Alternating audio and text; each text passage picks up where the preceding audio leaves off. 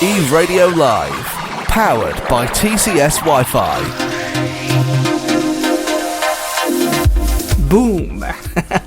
Yes, welcome to Tech Thursday. It's always a nice highlight because we talk about technology, and I love technology, and we laugh a lot, which is so important, especially in these times we're living in. Kaine, I actually thought about it, when was it, this morning? It kind of feels like we're all in this Pac-Man game at the moment. You just never know what's coming your way next. There's something out to get you every single day. There's something new at every turn. And I think that's the nature of, especially now that we're talking about technology, you know, it's a disruptor. Yeah. Constantly disrupting your way of life. I mean, life's totally different from 10 years ago from a technological perspective. Yeah. Remember the first Nokia touchscreen phones? They were about as thick as real carpentry bricks. You can kill someone with it. You have to pick it up with two hands. I remember it, massive batteries, but I mean they had great battery life, let's be honest, eh? Oh yeah. Great battery life. What did we speak about last week that had that 28-day It's battery a new life? phone. It's a new phone that's released. It's a Nokia 27 something. Nokia back at it again. Yeah, it's a Nokia. It's got. It doesn't have a touch screen. It's got normal buttons like the old phones. Like if you type S, it will be number 9. Is it PQRS? Oh, that kind of difficult like, typing. That's weird, eh? Yeah, that is quite weird. But 28-day battery life. I mean, got to sacrifice a few things, I suppose. I'd be really happy if it had charged really quickly. I wonder, we were still talking about whether we think it takes long to charge that phone, because I think it does. But anyway, at the moment, I don't know if you saw on Facebook or on social media, Twitter as well, there's a clip or two trending at the moment, of, you saw the one, I'm sure, the one I sent you, of the lady doing an interview with SABC News last night. Oh, yeah. And she's still talking. And she's still talking. I mean, oh my God. All I said, my first words were like, typical South Africa. South Africa. Come on. For you. I thought the same thing. I went into town the other day, load shedding. I went to the Capitec ATM, no power. I say, you know, we've been round the block a few times here. I mean, you think battery powered ATMs would become a thing? Come on. Like, where are we at the moment? We're not making advances. But do you know what? I read somewhere that businesses are now allowed to generate 100 megawatts. You're absolutely right. That was actually in the news just now before you came in. Really? Our president actually, in a virtual meeting today, he actually pushed the megawatts up, so we can now generate our own electricity, which is quite nice. Well, let's put that into perspective, because I think this is a really interesting bit of math that we can do. Mm-hmm. If every business is allowed to generate 100 megawatts of its own power, yeah, and we generate 32,000 megawatts of power, and of that, 900 megawatts are solar power. That's how much solar power is put into the grid in proportion to how much coal and fossil fuel power we put into the grid. Imagine the difference if there were businesses that generated 100 megawatts of power from solar. Exactly. You know, you have 10 businesses, you have more solar generation than the whole of South Africa is capable of outputting at the moment. Just 10 businesses generating 100 megawatts. It's going to help immensely, It's going to be a massive change. I wonder if they can sell it back to the grid. That's the ultimate question.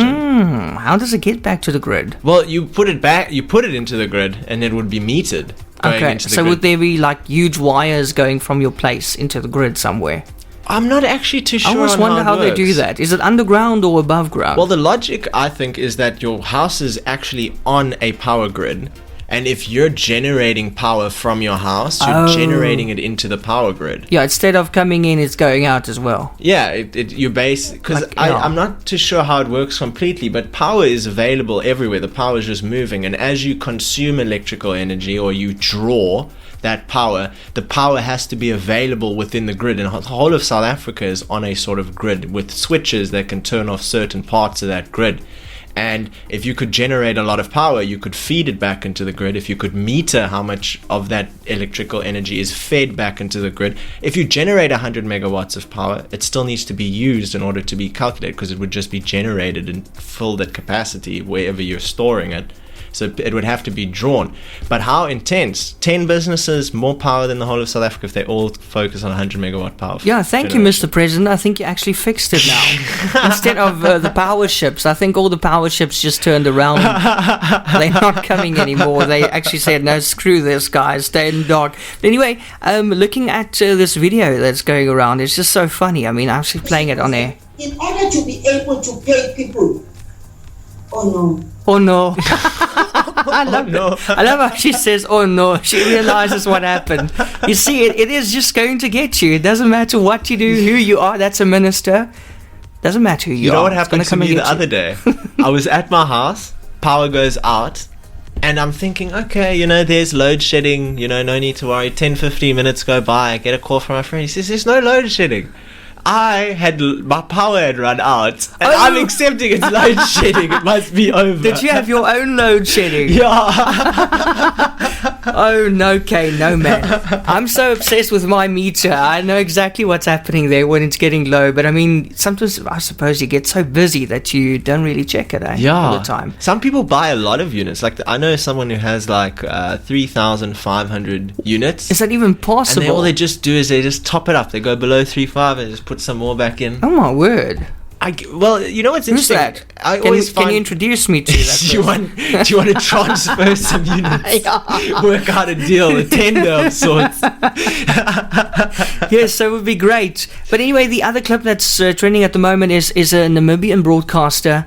And then the lady, they don't realize that they're on air, or the one lady doesn't realize they're on air, and then she hoys attitude at the other lady, and then she says, Jessica, we're live, and then the woman just freezes. It happened on Namibian TV. Heart attack central. Yeah, exactly. And then she just freezes because she realizes, the camera's looking at her and her colleague. But you can sense there's some tension going on behind the scenes there, and viewers saw it. In fact, the SABC actually released their own spoof of it as well today. So really, it's pretty cool actually. Some drama going on. Yeah, but I'm waiting for the remix. It's definitely coming out. Jessica, we're live. Look out for that remix. It's coming out. Kaine, what have you got for us today? Ooh, very interesting lineup. So we're covering, obviously, Elon Musk is back in the spotlight. I think it's really funny about Elon Musk. I remember, especially in crypto, we used to have John McAfee, and he built up this marketing strategy where every single week when he got a bit quiet, he would do something outrageous, and then he's back thrown into the spotlight. I just get the same sense from Elon. So we got some more juicies from Elon. We got the anonymous group who sent him a little bit of a message, a little bit of a... it's not actually, it might not be the actual anonymous group, it might be something else, so there's a little bit of drama there. Elon Musk built a Las Vegas tunnel which just opened to transport cars, which isn't actually working so well for some reason. South African retail giant suffers a massive loss, 719 million rand during 2020. This was for Sheeny. Oh my word, yeah.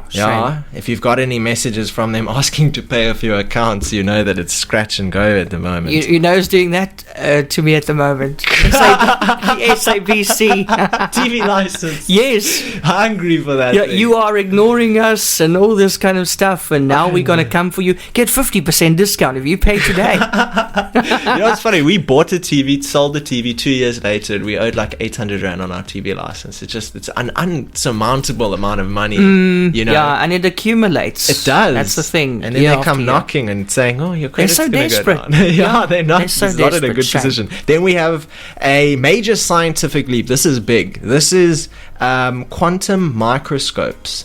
Okay, this is massive. This is the ability to see microstructures inside of very small objects, with even being able to see behind objects. So. Yeah, and also light, we'll talk about it now, but light microscopes generate a lot of light, and you actually only have a certain amount of time to view the cellular organism until it's dead, because it's destroyed by light. So that's quite interesting, and that's a major leap for us. And also, this is big. Bitcoin has become an official currency in El Salvador in South America, meaning it can be used as legal tender. And that is big. It's the first country in the whole world to take such a move, and it was very high. It was a strong decision. 67 out of 84 votes for it, which obviously got it passed. I wanted to say to you also, I mean, Elon Musk, they said to him, hey, stop tweeting that stuff because look what you're doing. And then he tweets an emoji. When was it? Last week. He tweeted an emoji and then price went down again. I think it was a little broken heart. Yeah. So even in the emoji, it's got the power to... they actually know what he means, and it's got the power to destroy it. Well, there's like a correlation, I guess, between, we'll even get into it now, about Anonymous and everything. There's a correlation between when Elon Musk talks and how markets react. So naturally, when Elon Musk goes onto Twitter, posts a broken heart, symbolizing maybe potentially his relationship with Bitcoin, they think, oh, Tesla's getting rid of their Bitcoin, and their Bitcoin goes down 9%. And Anonymous pokes their head out saying, hey, we like our stuff stable. So what is happening with this Anonymous? Just for those who don't know, Anonymous is this guy, it usually is a figure, and you can't see the face. It's got a mask on, right?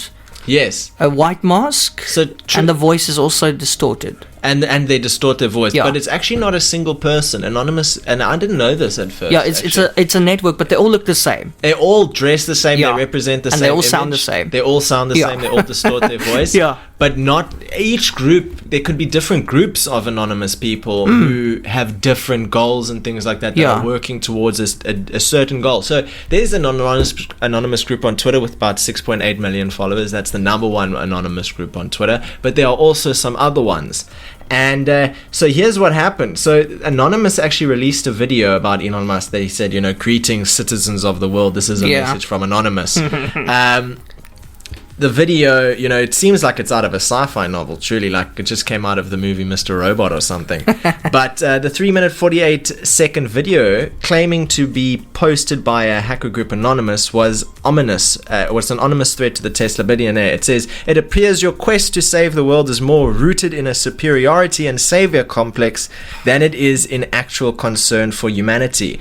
And, they also say the video attacks Musk for having liquidated dreams as per Independent and destroying lives of average working people. These claims were based on Musk's repertoire of cryptocurrency-centered tweets. Additionally, as per the Independent, the value of Bitcoin dropped 7% on Friday after Musk had shared that meme about a breakup to his millions of Twitter followers, which was a huge impact because investors took it as a warning that Musk's company could potentially sell all its coins.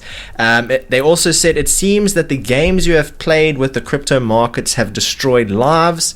Anonymous, the official group with 6.8 million Twitter followers, went on to say, while we offer many new hashtag crypto and hashtag Bitcoin followers all the best in their ongoing spat with Elon Musk, we believe the account you seek is another anonymous group and not their group, but they do support it and they wish them the best of luck. So I thought it was very interesting. Musk came back and said, don't kill what you hate, save what you love. And he also said it was one of the worst fake anonymous videos, because in the video they have it's quite funny, they have a screen in the background of all these different changing lights and stuff, but it's projecting onto the back of him, so it's actually projecting onto his face. So he said they can't even afford a proper backdrop, and there was a whole bunch of drama between them. And when I read it, I was like, oh, that changes my perspective a little bit, but that's also the point. If you were sitting as Elon Musk and you go to your advisory team and you say, guys, we got this video out there, it's not looking good for us, what do we do? Well, the minute you can make a consensus that this video can't be taken seriously or the videos are fake, you create this doubt, suddenly the severity of it is massively decreased. So I don't know if he's genuinely like, this is the worst video I've ever seen, or it's an attempt to create doubt. But there is some black magic stuff going on with Elon Musk. He's got his Lithuanian mines, and it's very hard manual labor there, and it's down in Africa, and no one sees it. And you got to question, where is it coming from, what's happening? Anonymous also recently had another spat with crypto exchanges. There's this new malware going around that's specifically targeted at crypto exchanges, and there was a crypto exchange by the name of Whitebit that was caught, unquote unquote, by Anonymous for washing money, basically money laundering, and offering that service to people, behind the books. And they went and exposed them, and so it's not like Anonymous is out to cause, the most drama and chaos around, but it doesn't also mean that someone else won't use the name of anonymous to create chaos and drama all around. So you know, to each his own. You know, eyes in the perspective is in the eyes of the beholder to understand what might be going on. But that is not only the biggest thing going on for Elon Musk at the moment. He's just developed some tunnels that will link other cities and solve potential transport issues. Oh my. Yeah. So you're going to travel underground? Yeah, basically. So the argument is the reason they want to build a tunnel is because their tunnels they can build a lot cheaper than a traditional tunnel, and the tunnel will take you through the tunnel in a Tesla, 4 people in each Tesla, and you can go through the tunnel. It is massively cheaper, but a train carries hundreds of people. Yeah. You know, so this is an arguable differentiation there. Apparently, his first attempt when they opened, it was a while ago, in the 2.7 kilometers of tunnel, there was a creation of delayed trips because cars were getting backed up behind each other. Imagine you've spent millions and who knows how much else and planning and gone to meetings, and now your thing is inefficient. Yeah. It's like slower. No, like you didn't crack the code there. That's a at all. And it's interesting because the tunnel can get you from A to B quicker, but if the entrance into the main road to actually connect with one of the main roads or whatever, if that's congested, there's still a congestion. So I don't know how it's going to happen, but he has many projects for these. Musk's tunnels use Teslas to transport 4 people in each car. The Boring Co. website said their tunnels could cut building costs and ease traffic, as well as being constructed faster than conventional tunnels. According to the website, it can cost as much as $1 billion for every mile a conventional tunnel. However, more costly conventional tunnels can carry hundreds of passengers. A professor of civil engineering and a tunnel boring expert at the Monash University in Melbourne, Australia, told the outlet that he didn't see how Musk's company would be able to do things as they promised. I don't see any new technology being mentioned. That's what he said. So his argument is, you know, he knows tunnels, he's dealt with it a long time, but he doesn't see any new technology present to, you know, make a massive difference. Interesting, Kaine. Wow, that guy really is from the future, eh? I think he just traveled back in time to us here in 2021. It's probably in 2060 or something already, but anyway. Bit of a Rick and Morty character. Yeah. Did you know, I see this week Donald Trump was officially banned from Facebook for another 2 years, so he can only come back on in 2023. And the reason, according to Mark Zuckerberg and his team, is he's a risk to public safety. Trump fired off a statement. Now, I don't know how he fired off the statement, because he doesn't have any social media left. Because they suspended string to every house. They suspended him off almost maybe he's got a blog or something that he popped up, a WordPress or a blogger or something. Wix. Yeah, maybe he popped up with a Wix or something overnight. But anyway, he said, next time I'm in the White House, there will be no more dinners at his request with Mark Zuckerberg and his wife. It will be all business. So he's not friends with him anymore? No. He's angry at everyone that's banning him, but he really made it a profit. He made people run into the White House and he just break stuff. He sometimes makes me think of a toddler. This orange toddler, you know, and he just throws the tantrums all the time. Throws the toys out the cot at any chance. Listen, can you believe that the CEO of Zoom, Eric Yuan, he actually said that he himself, being the CEO of Zoom, he is experiencing Zoom fatigue. Imagine working with it 24/7, and then when you get home, you still have to Zoom with your family as well. Oh, for God's sake, it's too much. He said that he's got, I can understand it. He said he's got like 19 Zoom meetings in a row. How long are these meetings? That's my question. Here's an interesting problem that I've faced. You know, you have a day planned out, and you want to be productive and objective in your day. You want to get things done. You want to curate results. But now you have to have Zoom meetings. So you have, 5, 10, 15 calls. Let's say each call's between half an hour and an hour. You're dealing with anywhere between 7.5 and 15 hours of your day just calling. There's no objective. you're not creating results. It's all pre-planning phase. It's preparation. It's strategy. It's just communications and negotiations. You're moving, but it's difficult. It's difficult to feel like you've been productive in your day. I can understand why he might feel a little bit run down, because you get to the end of the day, you say, wow, I've done a lot, but have I moved anywhere? Have I taken these steps forward? So it'll be interesting to see how he copes with something like that. That's an interesting problem. Mr. Juan also said, like many companies, Zoom is planning to actually return to its offices eventually and not work wirelessly like so many companies are doing at the moment. That's Zoom, interesting. The remote conferencing app, has decided they're going to make an office. The one thing they're replacing is where they're going to set up shop. Isn't it ironic? That's ironic. Wow, no, that's just too ironic, man. It doesn't sound right.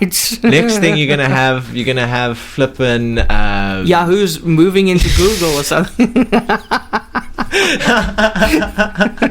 Takealot no longer has offices, no warehouses, nothing. I can see it happening. Yo. So the next thing here that I have for us is a bit of a sad story, but it goes to show that everyone says, oh, the little guy's really knocked out by COVID, but there's real loss happening at the moment for someone like the Foschini Group, who reported on Thursday a loss of 720 million rand for the year ended March 2021. 700, it's a lot of money. This was down from an operating profit of 4.7 billion in the previous year. Billion. Meaning they've gone from 4.7 billion in profit the previous year to down 720 million. That's going to be a shock to them. Sure. That means you've operated the whole year at a loss. You can understand it. I mean, the biggest businesses, if they're trying to stay afloat during COVID, when you don't have employees on site and you still have to pay them, you still have your retirement and ingenuities that you're paying out, you still have you are strapped into debt. Sure. And having to liquidate every month, even if you're not earning a profit. Group revenue declined 7.5% to 35.6 billion, with group retail turnover down 6.7% to 33 billion. Foschini is very big, obviously. There's a TFG Africa, TFG Australia. Interestingly enough, we know Australia didn't get hit too hard by COVID. It got hit, but not too hard. 132% profits. Very nice. And the rest of Africa, 58.1% profit. However, in the UK, online performance continues to negatively impact by weaker department store online channels. They entered the UK in 2015 with Whistles, Hobbs, Studio 8 and Damsel in address to its portfolio. And it's not doing well in the UK, but very well in Australia. Not very well in South Africa. I wonder if we'll see any Foschini partners disappearing. Yeah. Oi, mate. Amazon founder Jeff Bezos is off to space. Did you see? Next month he's gonna go on the first human flight launched by his Blue Origin rocket firm. He's going in his own rocket. Yeah. So now he's also going up in space. Hopefully he's not going to fly into his moor. He said, ever since I was 5 years old, I've dreamed of traveling to space. And on the 20th of July, I will take the journey with my brother. Whoa. Wow, it seems like a kind of like just a fun thing. It doesn't seem like he's trying to achieve anything. So he's going, his brother's going, and the company's now auctioning off the third spot. So you're going to sit there somewhere in between these guys, maybe outside on the wing or something. How much of my 5 cents savings could I put into that to go with? That bidding is already at $2.8 million, with nearly 6,000 participants from 143 countries. The trip will last a total of 10 minutes. Why? Why just 10 minutes? Unless he gets left behind and he stays there forever. Jeff Bezos actually looks like he could be from space. I've seen him. Eh? You just look at him. Look at him. Maybe he's an alien. Seems a bit like an ageless face, eh? Yeah, there's Very something about shade. him. Yeah. Very strange. There's something about him. Maybe very hairless. Yeah. Maybe he is an alien. Maybe he is an alien. But anyway, and then Facebook is also hiring in South Africa. They've got 4 positions available in their Joburg office. Wow. They, of course, have an office here in South Africa. I didn't even realize it. What positions are those? And that's obviously open. I'll tell you now. That's obviously their African headquarters that they started here in Joburg in 2015. But the positions they've got open, it's a partner manager for network investments, a program manager, a regional program manager, and a client solutions manager. There's a table on My Broadband that you can see. You can go and view and see what is the all first the one? Qualifications. The first one, a partner manager for network investments. So admin, programmer, senior programmer. You want to apply? No. I don't want to be in no senior programmer position at Facebook. That sounds like a heart attack. Yeah, shit, eh? Remember, you got to work with everyone else's code. So you have like 100 different people writing in all these different languages. Everyone has to conform to some sort of standard. It sounds like a manic show. It is, yeah. It's going to be too stressful. Did you know about the big internet outage this week that I sent you as well? That massive internet outage. Oh yeah, sites going down, big sites. Yeah, it was all because of Fastly. Fastly is just one of the links in the chain, but so many sites were offline, eh? We're talking Reddit, Twitch, Amazon, Stack Overflow, PayPal, ouch, ouchie, Vimeo, Spotify, AWS, eBay, and Shopify. They were all down. All these sites were down because of this missing link in the chain. So yeah, that was quite interesting. They say it's not due to a malicious cyber attack. Something just went wrong. Apparently, I lost my place there now, but something happened. Something happened there that shouldn't have happened. Some technical difficulty. Yeah, somebody pulled the plug that maybe it was load shedding. No, forgot to save his work. Yes, but anyway, so yeah, can you imagine big news websites went down because of this problem? CNN, New York Times, Bloomberg. These are massive sites. They're going to be worried because they've exposed a massive vulnerability. I mean, pull one like domino effect. You're right. It is a vulnerability. I actually explain it in full on My Broadband and how this actually is a hidden weak spot in the net, which I didn't even know about. Wow. But that's dangerous. We should plug that up because plug it up, man. Fix that problem. Yeah. There's a lot of people with some really bad intentions out there. They don't want to waste time, eh? I mean, you get an opportunity like this, they're already thinking Anonymous is foaming at the mouth. I was going to say now, it's probably Anonymous. Anonymous is ready to pounce. Speaking of ready to pounce, here we have some new scientific advancements. Quantum microscopes created that can see the impossible. This is one of the most interesting things ever. I think we've spoken about quantum. We've spoken about quantum entanglement once or twice even. So in a major scientific leap, the University of Queensland researchers have created a quantum microscope that can reveal biological structures that would otherwise be impossible to see.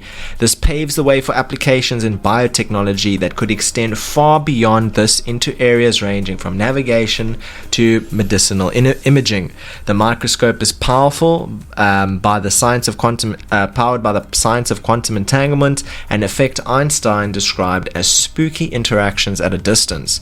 This is so interesting because traditionally we've used light microscopes a lot. It's been our even in traditional telescopes, it's a form of light manipulation, and now we're bridging beyond that. And the biggest difference that sets it aside from everything is that you can actually see past an object which they refer to as a hard barrier. The quantum microscope was its ability to catapult over a hard barrier in traditional light-based microscopy. So what that means is when you're looking at a biological structure, you can get a sense of what is behind those biological structures, which light would traditionally maybe not be able to pass through, break the biological structure by actually being pushed through it. So it's very difficult to see lower down biological structures or biological structures that are obscured by a hard barrier. And the best light microscopes use bright lasers that are billions of times brighter than that of the sun. That's why small biological structures can only be observed for a small amount of time. A human cell is very fragile, and putting it under that much light intensity destroys the work while you're observing it. Yeah. It's counterproductive. You cannot observe long-term things. You cannot observe how the cell reacts and sustains itself. You can only take small snippets and look at it. It's like trying to get a sense of a room, but you turn the light on for half a second every minute, and trying to understand what's happening in the room. Yeah, that's a good analogy. Yeah. It's a bit difficult. So the quantum entanglement in their microscope provides 35% improved clarity without destroying the cell, allowing us to see minute biological structures that would be invisible.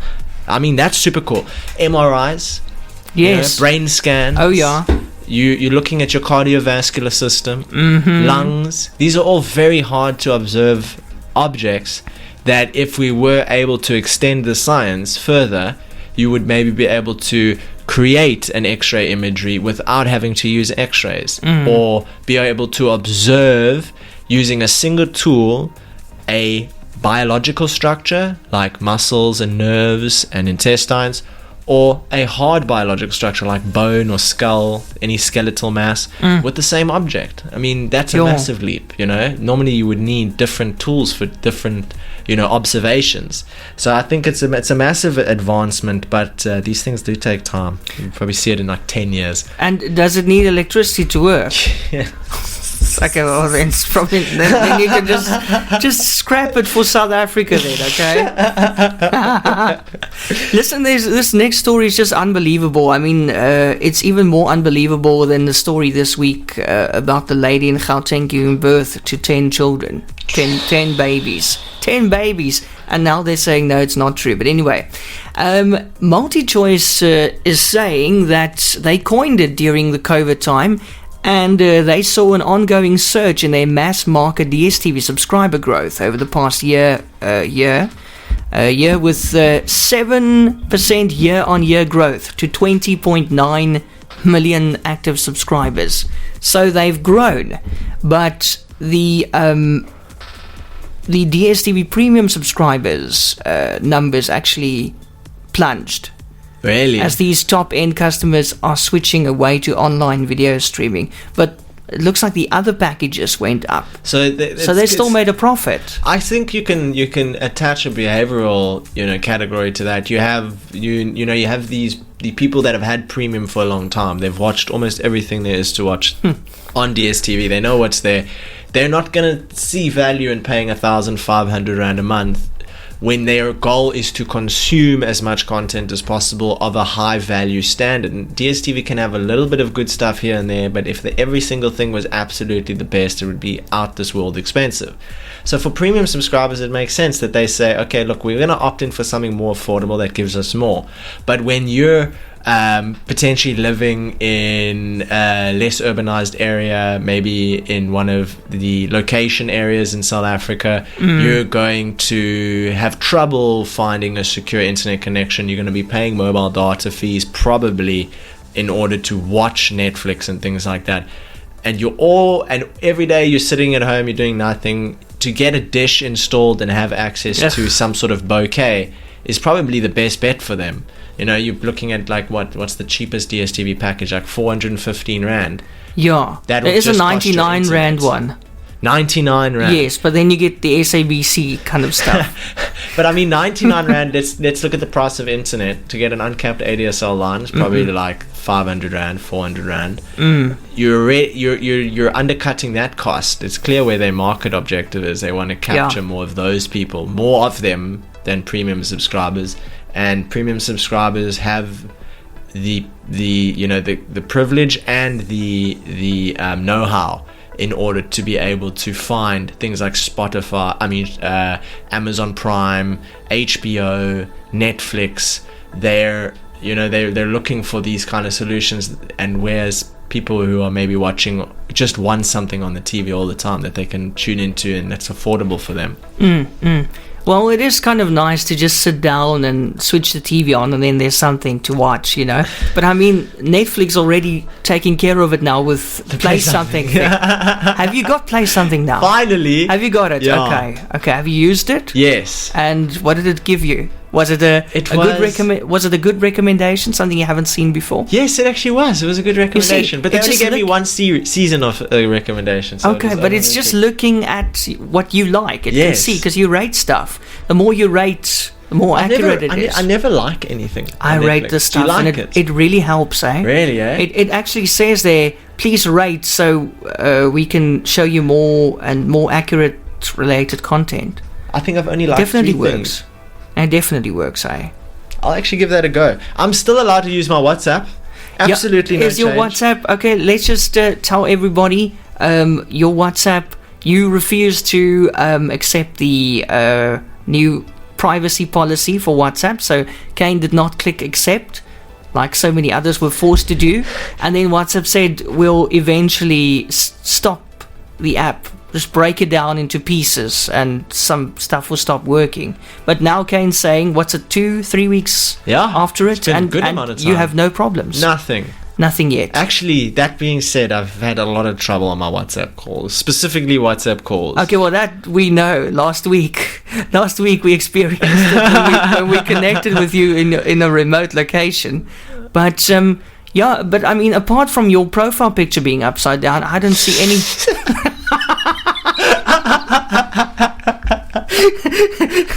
Apart from your status just being question marks and always showing online. I mean, that's always online.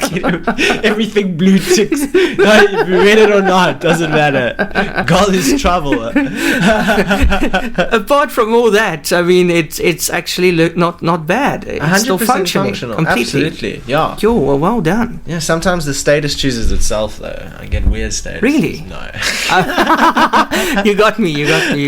Next, do you want to hear something crazy? Bitcoin officially announces a legal tender in El Salvador, meaning they say that traditionally El Salvador had USD, but dollar, as its traditional currency. Now they say they're going to keep the dollar, but it will only be used as a reference for accounting. So they're really going all in to Bitcoin.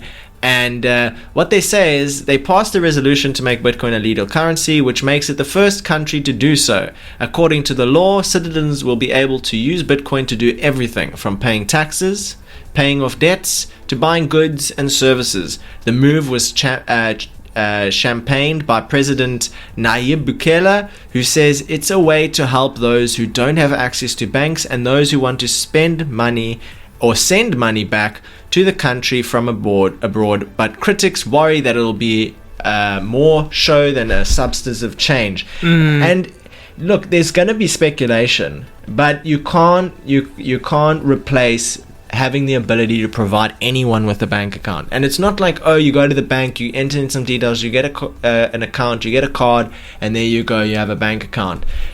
There's a lot more benefit there. You know, if you're at a bank, every time you're receiving international money, the bank has to call you and find out where's the money coming from, why is it coming to you, what has it been done for. In their right to make sure that there's no money laundering or suspicious monetary activity, for sure.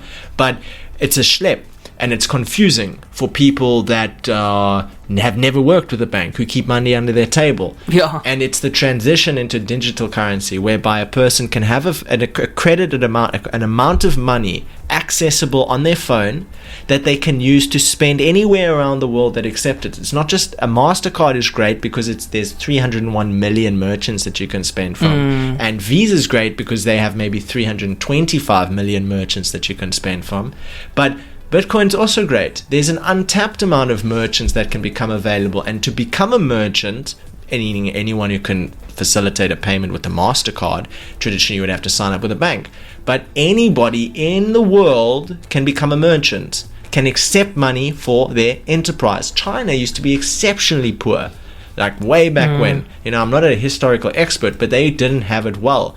And the government figured out a way to provide the lower incomes with a way to generate income and a way to make money. And it was through the markets that you see. You know, the Wuhan market was a big shamble, but markets being able to, you know, they gamified and promoted the use of game and other types of animals for traditional and medicinal and herbal kind of benefits, which created an economy for people who were able to rear these animals and actually sell them, and it generated an economy within China. Giving someone the ability to become a bank, to become a merchant, to accept money is a powerful thing, especially when your whole country can do it. It's difficult to motivate everyone in their country to have their own bank account. If someone in the country has a good business idea, they have no way to receive money from outside the country. Yeah. Now you have a way to receive money. If someone from El Salvador comes to South Africa, works really, really hard, makes a lot of money, wants to send his money back, if he goes to Makulu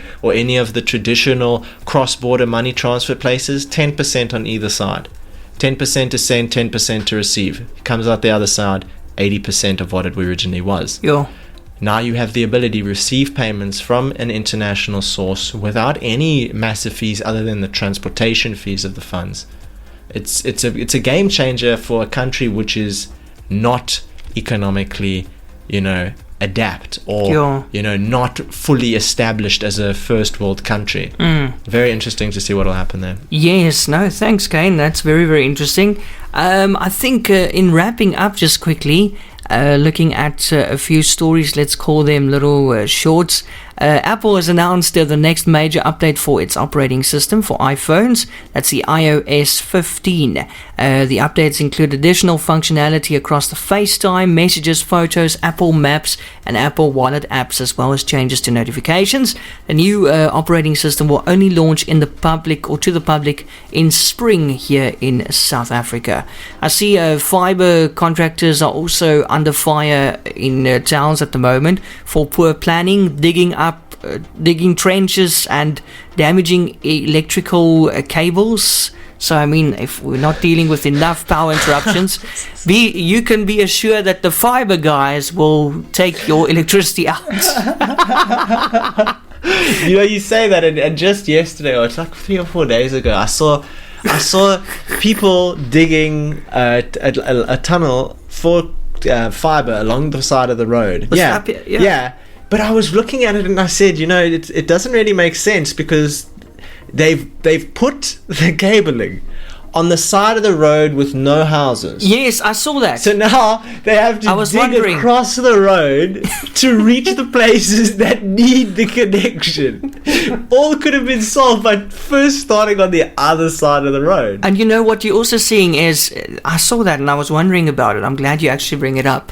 I actually also, everybody's telling me, in most towns, these fiber guys go, they dig their trenches and everything, put their fiber in and then close it, and then the next fiber company comes, they dig exactly the same thing and put their thing in. Just, can't you communicate and just say, okay, we'll come tomorrow, we'll close it, Use the same infrastructure. For goodness sake. There's a lot of digging. Yeah. Some poor guy's going to be digging a whole new property. He's going to see like 100 entries into his house to supply him with internet. He's not going to know what was cutting. Yes, but also, I mean, these guys are under fire at the moment. They also, usually when they break, they don't only break the electrical cables, but also the water pipes. And they don't notify the municipality. So they will make a hole in the pipe, the water will squirt out, and they will just drive away. You see this guy? You got your internet by. Just digging into like 100 flipping meter per second water pipe. Just trying to keep going with his job. Yes, can you imagine, eh? But even here in Knysna we've seen it. They dig these trenches and they accidentally hit a power line. You go for a shower, you realize you have internet but no shower. Yes, Kaine, it looks like we're running out of time. Is there anything else you would like to add before I switch your microphone off? Yeah. Before Eskom switches us off. Do I have to accept a privacy policy for that to happen? No. No, that's it from me. I'd so much for having me. We always have the best banter, I think, with this tech show. Yeah, we do. But it's so short today, man. I know. We need to have like a long one. Maybe one where we can bring some people on from WhatsApp, have a few questions around the roll table. A Tech Thursday marathon. Yeah, exactly. something to spice it up. Yes, I think we should do that. Suggestions are welcome. Absolutely. You know how to get in touch on the WhatsApp line. Kaine, thank you so much. I'll switch you off before Eskom switches you off. Is that okay? Oh, no. Until next week, Thursday at 3 o'clock. Thank you so much. Thanks so much, Eon. Bye-bye.